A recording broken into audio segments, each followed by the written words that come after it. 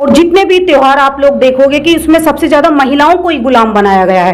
पुरुषों के लिए कोई त्योहार नहीं है, चाहे वो करवा चौथ हो, चाहे होली का व्रत हो, या और भी जितने सारे त्योहारों को देख लीजिए, उसमें महिलाओं को ही गुलाम बनाया गया है। मैं आपको बताना चाहती हूँ, महिलाएं गुलाम नहीं होती, महिलाएं कभी भी कमजोर नहीं होती।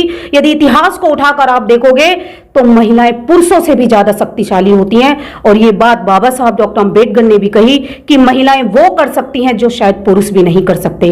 और सबसे ज्यादा विश्वास बाबा साहब डॉक्टर अंबेडकर ने हम महिलाओं पर किया।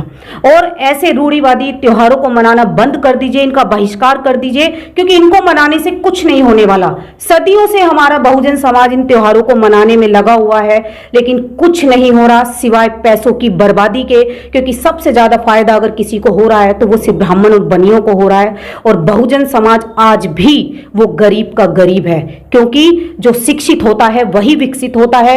और आज बहुजन समाज के लोग, मैं समझती हूँ, शिक्षा तो ले रहे हैं लेकिन शिक्षित नहीं हो पा रहे। तो मैं ये कहना चाहती हूँ कि ऐसे त्योहारों को मनाना आप बंद कर दीजिए। एक तरफ साथियों, न्यूज़ इंडिया राइट्स को सब्सक्राइब करें और लाइक करें, शेयर करें। जय भीम, नमो बुद्धाय साथियों। न्यूज़ इंडिया राइट्स जो बहुजन चैनल है, आप इसको ज़्यादा से ज़्यादा लाइक कीजिए, सब्सक्राइब कीजिए, क्योंकि यही।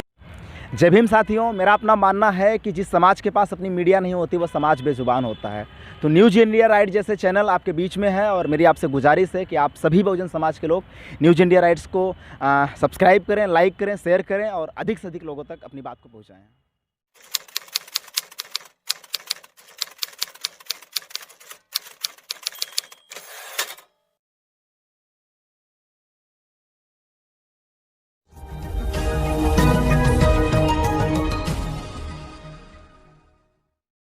जय भीम, नमो बुद्धाय साथियों, मैं स्वागत करता हूं आप सभी का न्यूज़ इंडिया राइट्स में। और एक बार फिर बहुजन योद्धा पूनम बोध मेरे साथ हैं और आज हम चर्चा करेंगे इनसे हिंदू त्यौहार रक्षाबंधन के बारे में। जी, स्वागत है आपका न्यूज़ इंडिया राइट्स में एक बार फिर।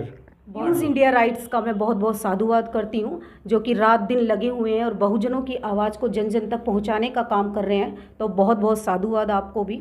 जैसे कि आपने मुझसे पूछा कि रक्षाबंधन जैसा त्यौहार, तो मैं आपको बताना चाहती हूँ, रक्षाबंधन का जो त्यौहार है वो भारतीय मूल निवासी और बहुजनों का त्यौहार नहीं है। क्योंकि त्यौहार का मतलब होता है तुम्हारी हार, और हम लोग अपने ही पुरखों की हार पर जश्न मना रहे हैं, खुशियाँ मना रहे हैं, क्योंकि हमको इतिहास की जानकारी नहीं है। इन मनुवादियों ने, ब्राह्मणवादियों ने कपोल कल्पित कहानियाँ पुराणों में गढ़ रखी हैं और लोगों को मूर्ख बना रहे हैं। लेकिन सच्चाई शायद ये लोग नहीं बताना चाहते, क्योंकि इतिहास में एक घटना घटी, जो राजा बलि थे और आर्य विष्णु ने जो हमारे मूल निवासी राजा बलि को छल से, कपट से उनको अपना गुलाम बना लिया था। और इसी तरीके से इनके उसमें एक श्लोक आता है, तो उस श्लोक का मतलब होता है कि जिस तरीके से तुम्हारे मूल निवासी राजा बलि को विष्णु ने अपना गुलाम बना लिया था, उसी तरीके से तुम लोग भी हमारे गुलाम बने रहोगे। क्या एक राखी के धागे में इतनी ताकत होती है? क्या वो बहन का बचाव कर सकता है? मैं नहीं समझती। क्योंकि आज अगर पूरे भारत में आप लोग देख लीजिए, जगह जगह महिलाओं के साथ बलात्कार किया जा रहा है, महिलाओं का शोषण किया जा रहा है, दहेज के लिए उन्हें मारा जा रहा है, यहाँ तक कि छोटी छोटी मासूम बच्चियाँ भी आज सुरक्षित नहीं हैं। तो कौन सा भाई जाकर वहाँ पर अपनी बहनों की हेल्प कर पाता है या उन्हें बचा पाता है? वास्तव में ही अगर आपको अपनी बहनों को कुछ देना है तो आप अपनी बहनों को मेंटली और फिजिकली इतना स्ट्रॉन्ग बना दीजिए कि कोई दूसरा व्यक्ति आकर उनके सामने खड़े होने की हिम्मत ना कर सके।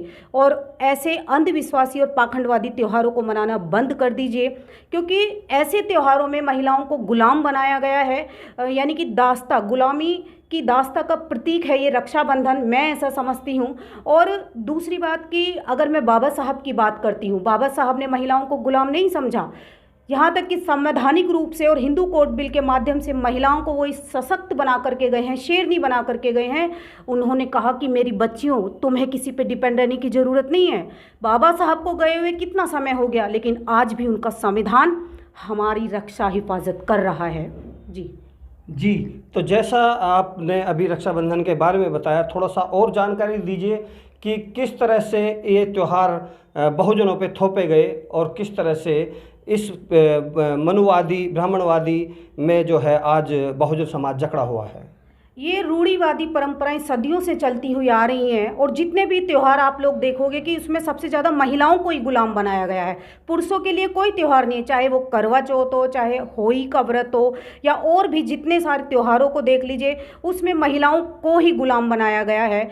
मैं आपको बताना चाहती हूँ, महिलाएं गुलाम नहीं होती, महिलाएं कभी भी कमज़ोर नहीं होती। यदि इतिहास को उठाकर आप देखोगे तो महिलाएं पुरुषों से भी ज़्यादा शक्तिशाली होती हैं। और ये बात बाबा साहब डॉक्टर अम्बेडकर ने भी कही कि महिलाएं वो कर सकती हैं जो शायद पुरुष भी नहीं कर सकते। और सबसे ज़्यादा विश्वास बाबा साहब डॉक्टर अम्बेडकर ने हम महिलाओं पर किया। और ऐसे रूढ़िवादी त्योहारों को मनाना बंद कर दीजिए, इनका बहिष्कार कर दीजिए, क्योंकि इनको मनाने से कुछ नहीं होने वाला। सदियों से हमारा बहुजन समाज इन त्योहारों को मनाने में लगा हुआ है, लेकिन कुछ नहीं हो रहा सिवाय पैसों की बर्बादी के। क्योंकि सबसे ज़्यादा फ़ायदा अगर किसी को हो रहा है तो वो सिर्फ ब्राह्मण और बनियों को हो रहा है। और बहुजन समाज आज भी वो गरीब का गरीब है, क्योंकि जो शिक्षित होता है वही विकसित होता है। और आज बहुजन समाज के लोग, मैं समझती हूँ, शिक्षा तो ले रहे हैं लेकिन शिक्षित नहीं हो पा रहे।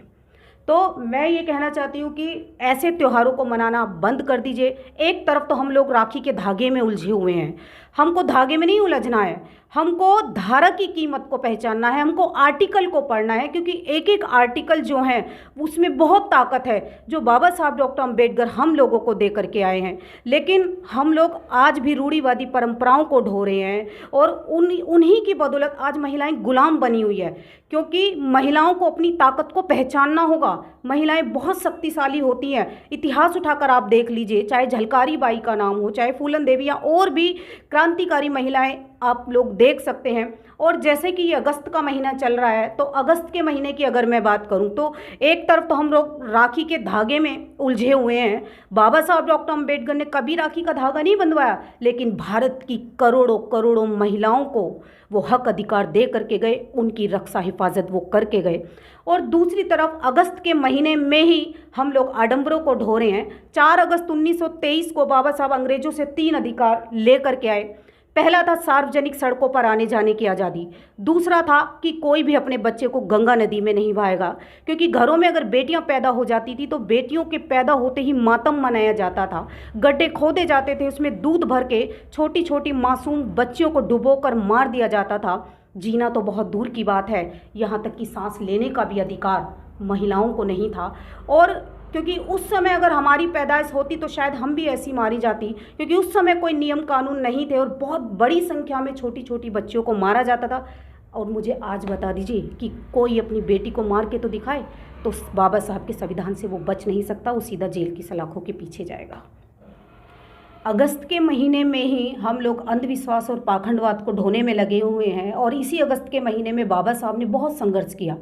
15 अगस्त 1932 को इंग्लैंड की पार्लियामेंट में बाबा साहब जाते हैं और वहाँ पर जाकर दहाड़ते हैं हमारे हक अधिकारों के लिए। 29 अगस्त 1932 को संपूर्ण अधिकार बाबा साहब हम लोगों के लिए लेकर के आते हैं। लेकिन आज हम लोग, सबसे ज़्यादा बहुजन समाज की महिलाएं ही बाबा साहब डॉक्टर अम्बेडकर को धोखा दे रही हैं। क्योंकि मैं कहती हूँ कि जो देने वाला होता है उसको कहते हैं देवता। अगर बाबा साहब ने सब कुछ दिया, मान सम्मान इज्जत आबरू सब कुछ हम लोगों को दी, तो उनसे बड़ा भगवान हमारे लिए कोई नहीं हो सकता। तो मैं बहुजन समाज की महिलाओं से हाथ जोड़कर ये अपील करना चाहती हूँ, आप अपने इतिहास के बारे में जानिए। क्योंकि ये जो रूढ़िवादी परंपराएं इन मनुवादियों ने हमारे ऊपर थोप दी हैं, इनको मनाने से कुछ भी नहीं होने वाला, सिवाय हमारा पैसा बर्बाद होगा और हमारा समय बर्बाद होगा। अपने इतिहास को जानिए और मानसिक गुलामी से आप बाहर निकल जाइए। क्योंकि मानसिक गुलामी से हम तब तक बाहर नहीं निकल सकते जब तक हम अपने महापुरुषों को नहीं पढ़ेंगे। क्योंकि बाबा साहब ने भी कहा कि गुलामी 2 प्रकार की होती है, एक शारीरिक गुलामी होती है, एक मानसिक गुलामी होती है। शारीरिक गुलामी से बाबा साहब ने आज़ादी दिला दी, लेकिन मानसिक रूप से जो आज भी गुलाम बने हुए हैं उससे हम लोग आज भी नहीं निकल पा रहे हैं बाहर।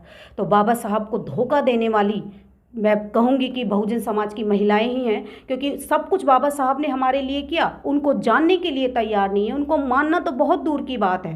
तो अपने इतिहास के बारे में जानिए, जो बाबा साहब ने हम लोगों को अपनी जान की बाजी लगाकर हमको हक अधिकार दिलाए हैं, उनके बारे में जानिए। तभी हमारे समाज का और देश का भला हो सकता है। इसी के साथ आप सभी को मेरा गर्व से नमो बुद्धाय, जय भीम।